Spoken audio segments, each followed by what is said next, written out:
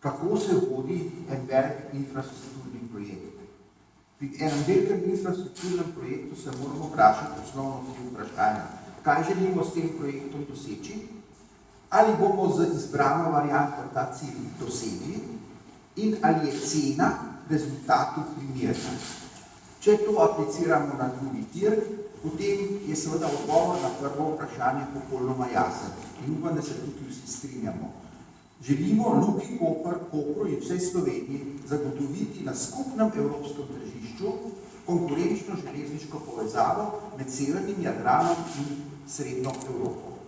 To je naš cilj. Drugi tir ob sedanjem projektu tega cilja ne bomo dosegli. Razloga sta predvsem dva. Tir Koper-Divača je po mednarodnih standardih prestrm. Če si izračunate višino Divače in 27 km proge, dobite 17-promilski vzpon. Po evropskih projektih je v tunelih dovoljeno največ 12,5 promile. To se pravi, imamo tukaj bistveno prevelik vzpon in seveda v Divači, to je drugi razlog, pridemo na traso bivše Južne železnice, ki ni bila bistveno posodobljena od 19. stoletja, s tem, da smo jo še pokvarjali, ker nismo po vojni ponovno zgradili Borovniškega viadukta. To se pravi, ta ni primerna za moderno železnico in seveda njena posodobitev na standarde obvoznega koridorja bi bila bistveno predraga. No in tretjo, milijardna investicija v nesmiselni projekt je prav tako nesmiselna. Zdaj pa jaz samo govorim, kako do tega projekta prišlo, da bo mogoče ničkaj več razumevanja. Poglejte, v 80-ih letih prejšnjega stoletja je še takratna Socialistična republika Slovenija načrtovala novo povezavo Ljubljana-Koper ali pa Koper-Ljubljana, kako to hočete imenovati.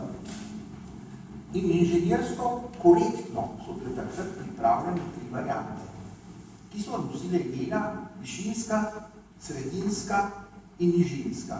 Izbrana je bila višinska, katere del je tudi sedanji drugi tir Divača-Koper ali Koper-Divača, kako to hočete.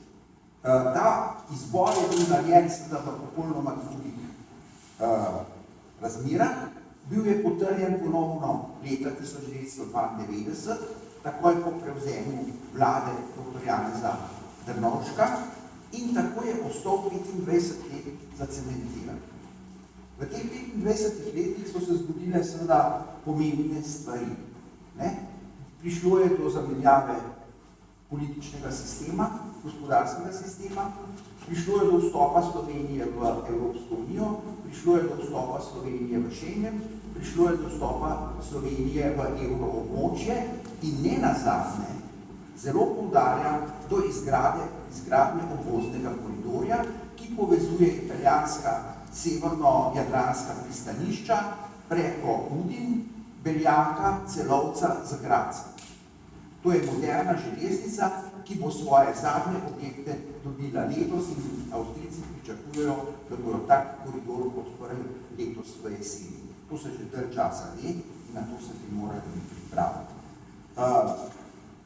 Teh sprememb enostavno vlada pri pripravi tega projekta, tega zakona ni upoštevala.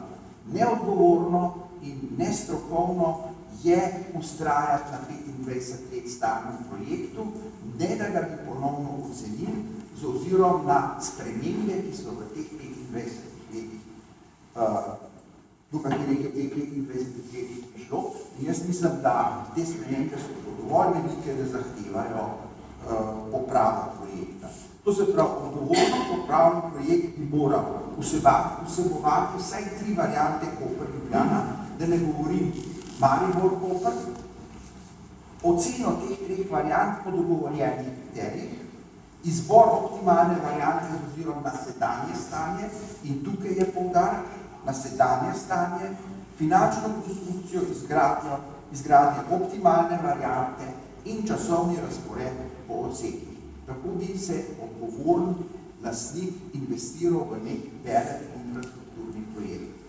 Vlada tega ni naredila, ta projekt je slab in ne bo služil svojemu namenu. Za enkrat hvala lepa, sem pa pripravljen odgovarjati na vaše vprašanje.